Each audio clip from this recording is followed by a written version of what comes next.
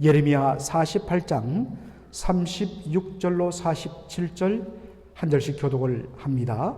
그러므로 나의 마음이 모압을 위하여 피리같이 소리내며 나의 마음이 길 헤레스 사람들을 위하여 피리같이 소리내나니 이는 그가 모은 재물이 없어졌음이라.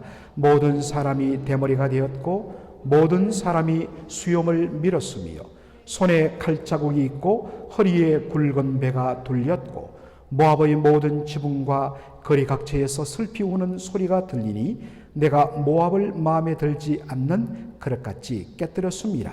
여호와의 말씀이니라. 어찌하여 모압이 파괴되었으며 어찌하여 그들이 애곡하는가. 모압이 부끄러워서 등을 돌렸도다. 그런즉 모압이 그 사방 모든 사람의 조롱거리와 공포의 대상이 되리로다. 이는 여호와의 말씀이니라. 보라, 그가 독수리같이 날아와서 모압 위에 그의 날개를 펴리라. 성읍들이 점령을 당하며 요새가 함락되는 날에 모압 용사의 마음이 산고를 당하는 여인 같을 것이라.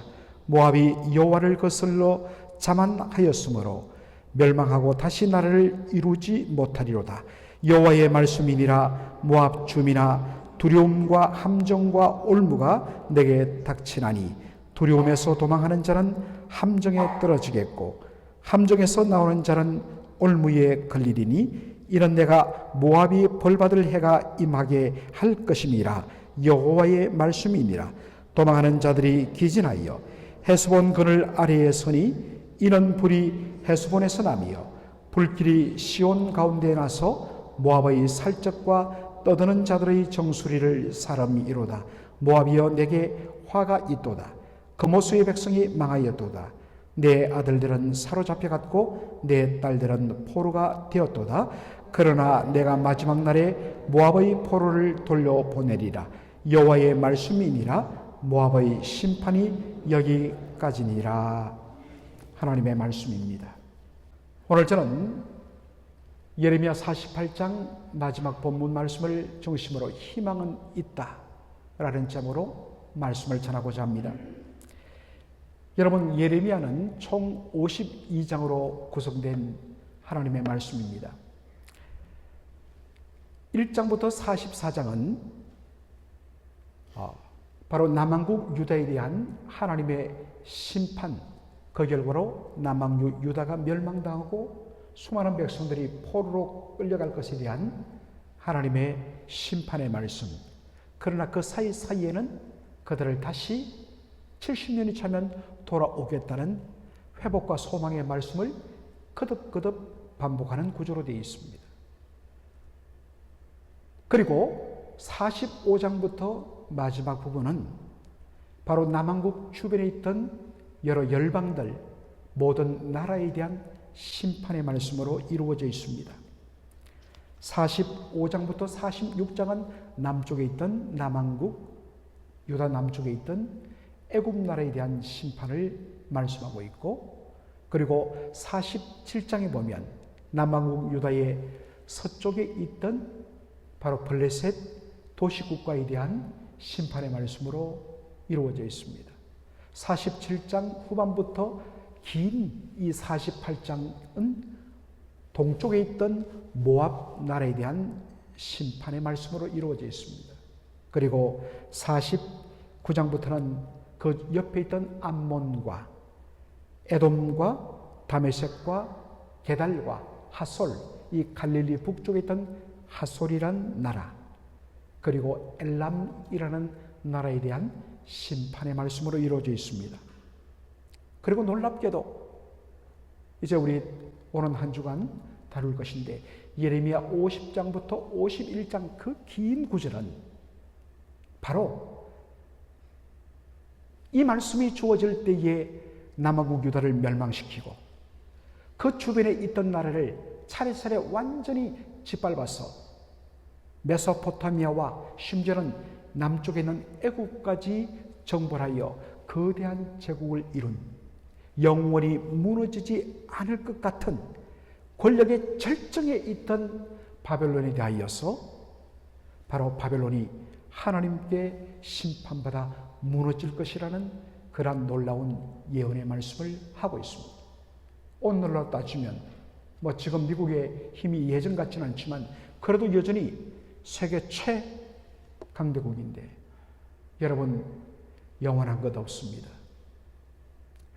반드시 한 번은 무너지게 되어 있습니다. 겸손하지 않으면 반드시 무너지게 되어 있습니다. 그러한 것이 사실은 바벨론에 대한 심판의 말씀을 보면서 저희들이 언제든지 경각심을 가져야 할 내용입니다. 영원한 것 없다. 영원하신 하나님께 마음 두지 아니하고 고개 쳐들고 교만하면, 자기 힘 자랑하면 반드시 하나님 치신다. 이러한 메시지를 말씀을 통하여서 우리 개인의 삶 속에도 늘 적용해야 될 것입니다. 그리고 예레미야 52장은 이제 총정리로 남왕국 유다가 시드기야 왕 때 무너지고 멸망당하고, 그러나 그것으로 끝나는 것이 아니라 BC 597년에 18살 나이에 왕위에 오른 지 석 달 만에 바벨론에 포로가 되어서 끌려갔던 여호야긴 왕의 그 옥중에서 수십 년간 갇혀 있다가 그가 다시 감옥에서 나와서 그렇게 대접을 받는 장면으로 끝나므로 하나님께서 남왕국 유다를 다시 회복시키신다는 메시지로 끝납니다. 자, 이렇게 우리가 쭉 정리하고서 오늘 이 예레미야 48장은 바로 모압의 심판과 회복에 대한 말씀으로 끝을 맺습니다. 그래서 오늘 설교의 제목을 희망은 있다라고 지은 것입니다. 36절을 보면 이렇게 되어 있습니다. 그러므로 나의 마음이 모압을 위하여 피리같이 소리내며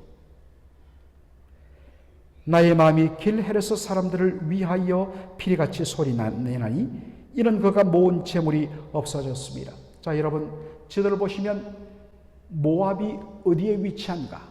모압, 암몬, 에돔, 블레셋, 성경을 읽을 때 이런 지명들을 들었는데 도대체 이것이 어디에 위치한지 여러분 지명이 나오면 수고스럽지만 꼭 한번 성경 뒤에 부착된 프로긴 지도나 아니면 휴대폰이나 여러분 컴퓨터를 사용해서 꼭 한번 살펴보시면 말씀이 더 구체적으로 다가옵니다. 바로 요단강을 중심으로 해서 요단강 동편 지역, 그 중에 일부 지금 파란색, 하늘색의 이 부분이 요단강 동편 바로 길르앗 지역입니다. 이것을 빼고는 그 아래쪽으로 모압이 자리를 잡고 있고 그 위쪽으로는 암몬 족속이 나라를 이루고 있습니다. 바로 이 모압에 대한 심판의 말씀입니다. 48장 36절을 보면 피리같이 소리를 내며 라는 구절이 나옵니다. 여러분, 이 피리같이 소리를 낸다, 이 말이 뭘까요? 이 고대 근동에서는 장례식에 슬픔을 더 북돋우기 위해서 그렇게 아주 슬픈 곡조를 내는, 슬픈 소리를 내는 피리를 부릅니다. 그러면 마음이 더 뭉클해지고 더 울음이 쏟아지게 되는 것입니다. 바로 모압의 심판으로 인한 그 고통과 슬픔에 대한 은유적인 묘사입니다. 37절로 38절을 보면 당시에 장례식 때 슬픔을 못 이기는 사람들이 취한 행동에 대하여 이렇게 말합니다. 모든 사람이 대머리가 되었고 모든 사람이 수염을 밀었으며 손에 칼자국이 있고 허리에 굵은 배가 들렸고 모압의 모든 지붕과 거리각지에서 슬피 우는 소리가 들리니 내가 모압을 마음에 들지 않는 그릇같이 깨뜨렸습니다. 여호와의 말씀이니라. 사랑하는 이를 잃었을 때 당시 사람들은 머리를 밀어버렸고 수염을 바로 칼로 베어버렸고 그 슬픔과 고통을 어떤 면에서는 드러내기 위해서 이 손떡에다가 칼로 상처를 내면서 굵은 배를 입고 그렇게 사랑하는 가족의 죽음에 대하여 아파했던 것이 당시의 장례 풍습이었습니다. 그리고 이 고대 근동 사람들은 사랑하는 가족이 죽으면 지붕 위에 올라가서 소리내어 통곡함으로 아하, 누가 죽었구나, 저 집에 아버지가 돌아가셨구나, 어머니가 돌아가셨구나를 그렇게 알리는 것입니다. 이 모든 것, 피리를 불고 굵은 배를 입고 그리고 머리를 밀고 수염을 베고, 이 모든 것은 뭐냐? 바로 모압의 멸망을 한 사람의 죽음에 빗대어서 그렇게 묘사한 것입니다. 40절로 41절 보면 구체적으로 모압이 어떻게 심판을 당하는 모습이 나옵니다. 이런 여호와의 말씀이니라. 보라, 그가 독수리같이 날아와서 모압 위에 그의 날개를 펴리라. 여기에 그는 하나님께서 모압을 심판하기 위하여 쓰시는 심판의 도구인 바벨론 군대를 말합니다. 바벨론 군대가 거대한 독수리가 날개를 쫙 펼치고 하늘 위에서 쏜살같이 내려와서 밑에 있는 먹잇감들, 제가 유튜브에서 며칠 전에 한번 봤는데 정말 과연 양을 낚아챌 수 있을까? 그거 무거운데. 그런데 놀랍게도 쏜살같이 들어와서 탁 쳐서 위로 올라가는데, 야, 정말 놀랍더라고요. 그 독수리의 먹잇감을 낚아채는 모습에 빗대어서 거대한 바벨론 군대가 위로부터 밀려 내려와서 삽시간에 모압을 완전히 짓밟고 멸망시킨다 라는 말씀을 보여주고 있습니다. 자, 그렇다면 모압이 심판받고 멸망당한 이유가 무엇인가? 우리가 어제도 봤지만은 바로 그것은 모압의 교만이었습니다. 모압이 여호와를 거슬러 자만하였으므로 멸망하고 다시 나라를 이루지 못하리로다 말하고 있습니다. 여호와를 거슬러 자만하였다. 여호와를 거슬러 자만하였다라는 말씀 속에는 물론 교만하다라는 말도 있지만은 하나님께 돌려질 영광과 찬송을 자신에게 돌리다라는 말입니다. 당시 모압은 굉장히 안정된 나라였습니다. 북쪽에서 거대한 나라들이 내려와서 바로 각 지역을 정복할 때도 유독 이 모압은 그 지역의 특성상 그 외적의 침입에서 아주 안전하였습니다. 그런데다가 이곳에서는 아르논 강에서 흘러나온 그 거대한 물로 인해서 정말 포도원과 곡식들이 풍성한, 그래서 경제적으로 아주 부강한 나라였습니다. 나라가 안정되고 정말 배가 부르고 풍요가 넘치니까 이 모든 것이 다 내가 잘났어, 내가 실력이 있어서, 그래서 자기를 드러내고 높이는 일에만 힘을 썼습니다.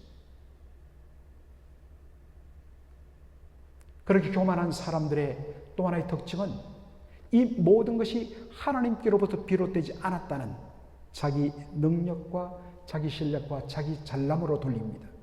동시에 그렇게 잘나게 되면 다른 사람들, 옆에 자기보다 좀 못난 사람들을 무시하게 되는, 이게 교만의 모습입니다. 교만은 위로 하나님, 옆으로 사람에 대하여 짓는 죄악입니다. 얼마나 어깨에 뽕이 가득 들어가 있던지. 어제 본문 48장 28절 보면 모압의 교만을 4번 다른 단어로 반복합니다. 심한 교만, 곧 그의 자고와 오만과 자랑과 그 마음에 거드름을 피우는 거만. 하나님 이거 못 보십니다. 하나님이 제일 싫어하는 것 교만입니다. 반드시 꺾습니다, 여러분. 우리가 자랑하던 그것 하나님 부으시면 끝나요. 제발 여러분 겸손하셔야 됩니다.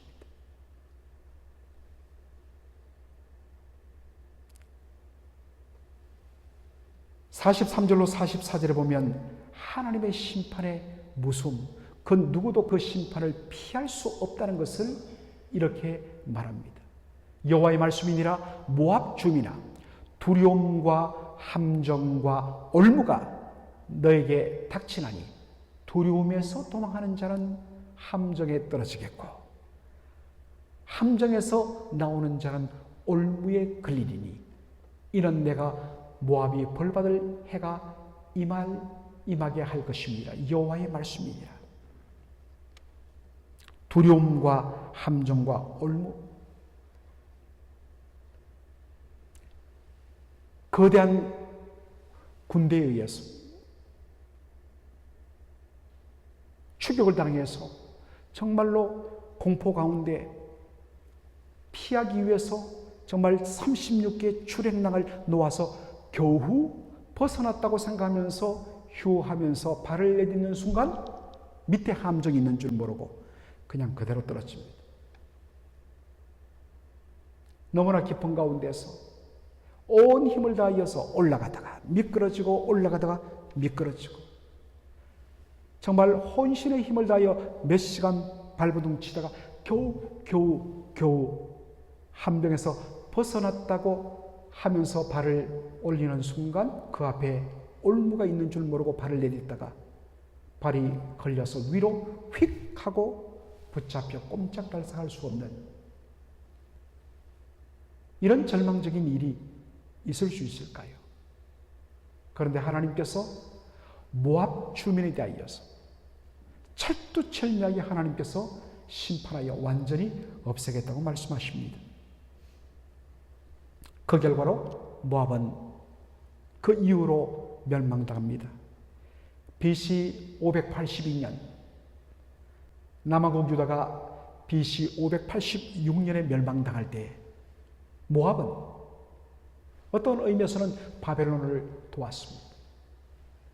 그래서 예루살렘의 멸망을 기뻐했고 절구했습니다. 우리는 안전할 것이다. 그러면서 교만했습니다.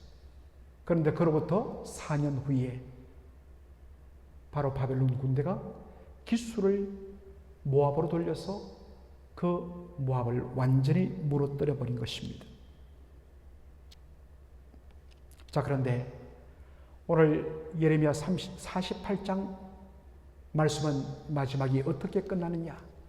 다 같이 47절을 우리가 한번 읽도록 하겠습니다. 시작. 그러나 내가 마지막 날에 모압의 포를 돌려보내리라.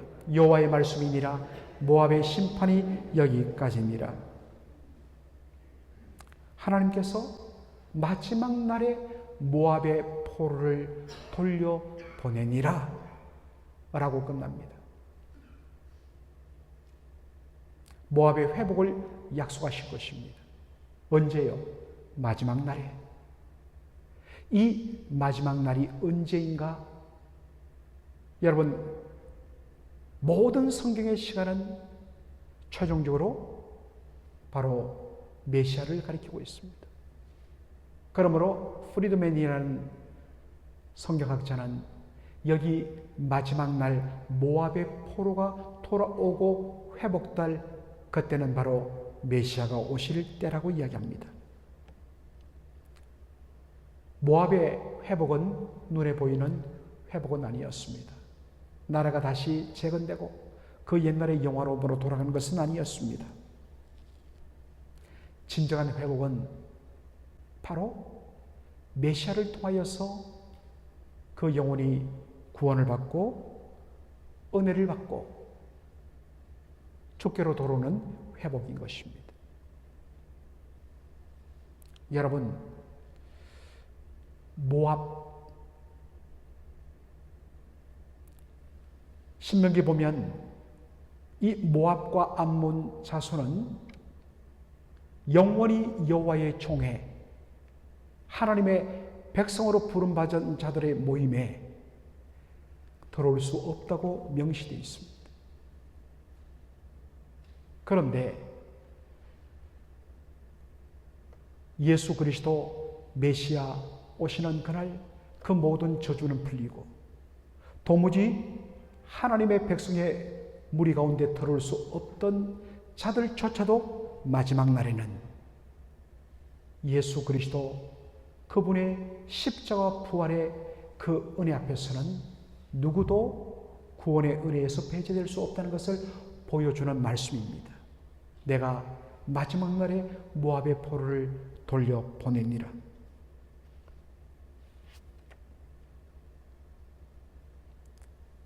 그런데 여러분, 이 차별 없는 은혜를 그들이 누리는 방법은 뭐냐? 낮아진 마음으로 철두철미하게 하나님께서 마지막 날에 보내시는 메시아를 온전히 겸손한 마음으로 회개하면서 받는 것입니다. 왜 하나님께서 이 모압의 심판으로 끝나지 않고 마지막에 회복의 말씀으로 끝내는가? 이에 대하여서 F.B. 휴이 교수는 이렇게 설명합니다. 이것은 이스라엘에게 격려를 주시기 위한 하나님의 도구다라고 이야기합니다. 하나님께서 교만하여 하나님 앞에 도저히 용납할 수 없어서 완전히 멸망시켜 흔적도 없이 흩어버린 모압조차도 하나님께서 마지막 날에 돌아오게 하신다면, 그렇다면 하나님께서 만민 중에 구별하여 택하신 이스라엘 백성들은 말할 것도 없다는 것입니다. 비록 그들이 지금은 하나님 앞에 끝까지 불순종함으로 말미암아 망하고 포로로 끌려가고 다시는 돌아올 수 없는 것 같은 그러한 처지에 놓여 있지만, 하나님 다시 이스라엘 백성들을 긍휼히 여기시고 돌아오게 하신다. 어떻게 할 수 있습니까? 봐라, 내가 원수 모압도 마지막 날에는 돌아오게 한다면 내 자식인 이스라엘을 어찌 내가 회복시키지 아니하겠느냐? 이 하나님의 논리입니다. 여러분, 신앙은 철두철미하게 믿음을 전제로 한 논리 싸움입니다. 성경의 말씀을 볼 때 그렇게 봐야 합니다. 하나님의 말씀을 논리적으로, 얼마나 놀랍습니까? 모압도 돌이키신다면 하물며 우리일까보냐. 신약에도 예수님 말씀하지 않습니까? 공중에 떠다니는 저 이름 없는 새도 오늘 피었다가 내일 아궁이에 베어져 들어갈 덜풀도 먹이시고 입히시고 기르신다면 하물며 너희일까보냐. 너희는 참새보다도 더 귀하니라. 신앙의 논리입니다. 이사야 49장에 보면 바벨론 포로로 끌려간 이스라엘 백성들의 탄식과 좌절과 절망이 이렇게 묘사되어 있습니다. 오직 시온이 이르기를 여호와께서 나를 버리시며 나를 잊으셨다 하였거니와. 하나님 우리를 잊었다. 다시는 우리에게는 소망이 없다. 우리는 버림받았다. 그때 하나님께서 선지자를 통하여 주신 말씀이 뭡니까? 15절 다 같이 읽겠습니다. 여인이 어찌 그 젖먹는 자식을 잊겠으며 자기 태에서 난 아들을 긍휼히 여기지 않겠느냐. 그들은 혹시 잊었을지라도 나는 너를 잊지 아니할 것이라. 아멘이지요? 이 하나님 논리입니다. 얼마나 비유가 적절합니까? 야, 세상에 한번 생각해봐라. 엄마가 9달 배 아파서 낳은 자기 자식, 그 갓난 젖먹이 자식을 잊어버리는 엄마가 어디 있으며, 자기 태에서 고통하며 낳은 자식을 불쌍히 사랑하지 않는 부모가 어디 있겠느냐. 가끔씩은 이상한 사람이 있어요. 자식을 버리는 그런 매정한 사람도 있습니다. 그거는 천에 하나 만에 하나 있을까 말까요. 사람도 그렇지 않습니다. 하물며 나는 너를 잊지 않을 것이라. 어떻게 안 읽느냐? 16절 다 같이 읽겠습니다. 내가 너를 내 손바닥에 새겼고 너의 성벽이 항상 내 앞에 있나니. 비유적인 표현이죠. 내가 너를 내 손바닥에 새겼다. 절대로 너의 이름 석자, 이름은 존재죠. 너의 존재 내가 잃어버리지 않는다. 하나님 저 잊어버리신 거죠. 어떻게 이룰 수 있습니까? 단 한 번도 내가 너를 미워한 적 없고 버린 적 없고 잊어버린 적 없다. 여기 봐라, 네 이름 석자 기록되어 있지 않느냐. 우리는 하나님 잊어버려요. 자식들은 부모의 사랑을 잊어버려요. 그러나 부모는 그 자식을 잊지 않습니다. 끝까지 용서하고 품어주는 것이 부모죠. 너희의 성벽이 항상 내 앞에 있나니. 이 New Living Translation이라고 쉽게 번역된 영어 성경은 이렇게 말합니다. 내 마음 속에 그 황폐하게 무너진 예루살렘의 벽이 항상 내 마음에 하나의 사진처럼 그렇게 남아있다.